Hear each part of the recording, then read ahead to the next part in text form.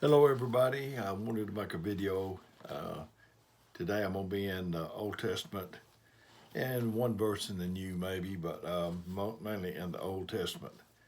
And I'm going to be in, first of all, Genesis 18:20 through 33. And let me see if I can find this. And the backdrop of this story, the beginning is Abraham and Lot.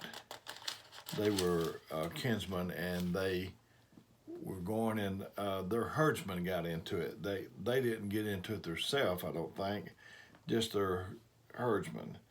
And uh,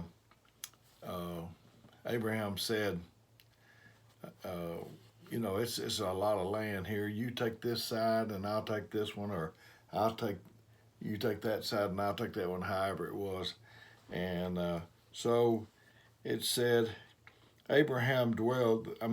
Genesis 13, verse 12.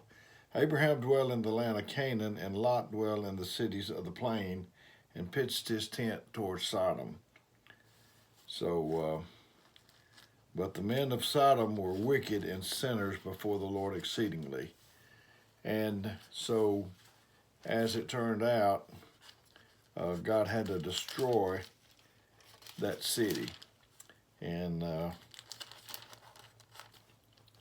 we're familiar with that pretty much. And I'm going to start in at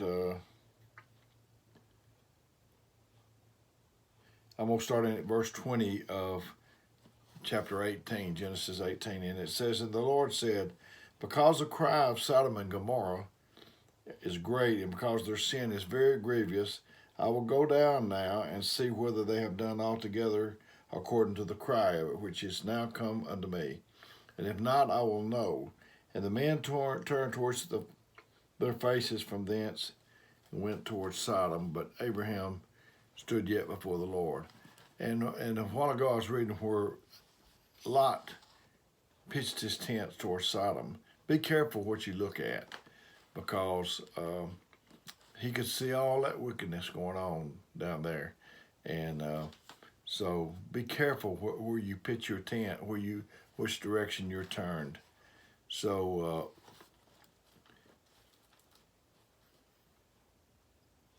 and they were going to destroy Sodom and Gomorrah. And Abraham drew near and said, he's talking to the angels, "Wilt thou also destroy the righteous with the wicked? Peradventure there be 50 righteous within the city. Wilt thou also destroy and not spare the place for 50 righteous that are therein? That be far from thee to do after this manner, say the righteous with the wicked, and the righteous shall be as the wicked. That be far from thee. Shall not the judge of all the earth do right?" And the Lord said, "If I find in Sodom 50 righteous within the city, then will I spare all the place for their sakes." 50 righteous men and a good man is hard to find. That's what I'm going to be talking to you about today. So, and Abraham answered and said, "Behold, I have taken upon me to speak unto the Lord, which I am but dust and ashes. Peradventure there be like 5 of the 50 righteous. Wilt thou destroy the city, all the city, for lack of 5? And he said, I will, if I find 40 and 5, I will not destroy it. And he spake unto him yet again, and he said, Peradventure there shall be 40 found there. And he said, I will not do it for 40's sake. And he said unto him, Oh, let not the Lord be angry, and I will speak. Peradventure there shall be 30 found there. And he said, I will not do it if I find 30 there. And he said, Behold, now I have taken upon me speaking to the Lord. Peradventure there shall be 20 found there. And he said, I will not destroy it for 20. And he said, Oh, let not the Lord be angry, and I will speak yet but this once. Peradventure 10 shall be found there. And he said, I will not destroy it for 10's sake. And the Lord said, went his way, and as soon as he had left communion with Abram, and Abram returned to his place. They couldn't even find 10 people. And it's the same today in this big old wide world we live in.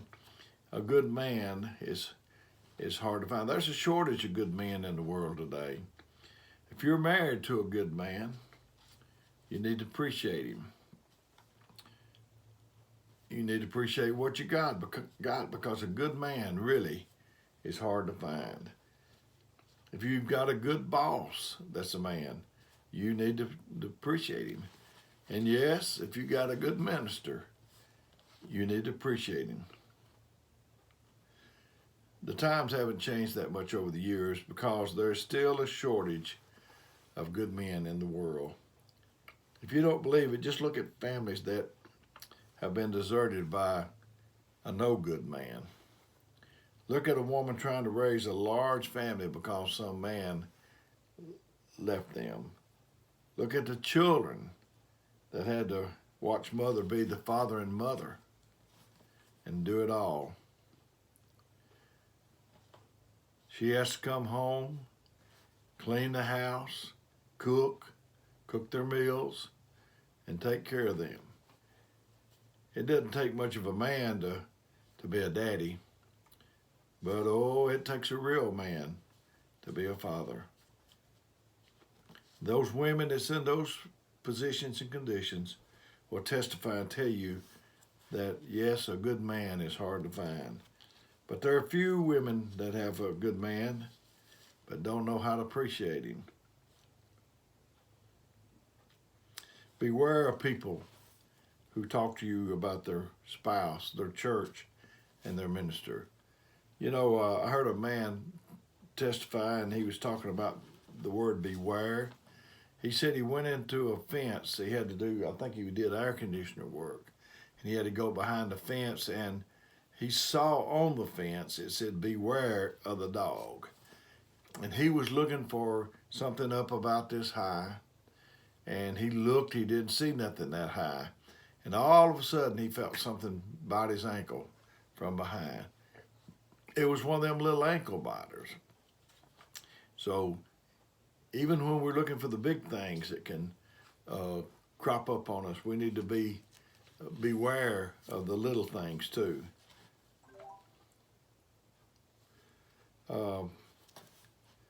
You better hold on to what you got, because a good man, a good church, and a good minister is hard to find. I guess when God got it down to 10 men, Abraham was tickled. He said, oh man, I just need 9 now because I know my nephew Lot's down there. And so now he's one of the 10. So now I just need 9. He couldn't even find 9. You know, when God destroyed the world in Noah's day, there was only 8 that got out. Noah and his wife, 3 sons and 3 daughter-in-laws. And then there was only 4. Lot, his 2 daughters, and let's see. I'll get back to that maybe, but I believe there was just 4. Well, there was 4, but then later the wife didn't make it out, so it turned into 3. Out of all of that city, let me read. Yeah, I told you that in Genesis 13:12 it said, Abraham dwelled in the land of Canaan, and Lot dwelled in the cities of the plain, and pitched his tent towards Sodom. And I already told you, be careful what you look at. When it came to the saving of the world, God just needed one good man. He couldn't find anybody on earth. That's why he had to send his son down here. Abraham couldn't do it. He had told a lie. And so God don't have any liars on his program. You know, liars are not on God's program. Moses killed a man, so he couldn't do it. Noah got drunk before the ground got dry. David had Uriah killed and took his wife and lost a nameless baby over that situation. Solomon had concubines and allowed worshipers of other gods, so he couldn't do the job. And, you know, in Luke 17:18 through 32, let me turn over there to that if I can find it. Just bear with me just a minute. I don't think it'll take long, maybe.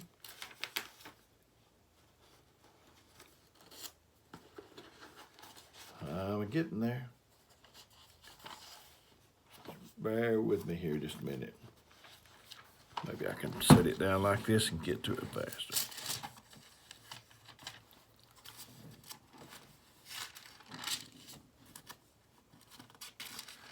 I tell you what, I just quoted to you. It said that Jesus said, remember Lot's wife. Remember Lot's wife. He asked us to remember a nameless woman. So that tells me for him to ask us to remember a nameless woman, there must be a lesson in there, some significance. There must be a great lesson in it. And in this day of perilous times, God wants us to remember not to hold on too tight, for soon we may have to let it all go. Just like this coronavirus thing, it should have heightened our awareness that we may have to walk off and leave this stuff not too long, not too many days. I thought about a story I heard. It was a little boy. He was studying jade from the master, and he'd go and the man would put the stone in his hand and he'd feel of it. That's what all the master wanted him to do. About an hour, he'd send him home. That went on for days. And the little boy's kind of getting fed up. He thought, well, it's nothing happening. I'm going over there an hour a day for so many days. And then one day, the master dropped a stone in his hand, and the little boy said, that's not jade.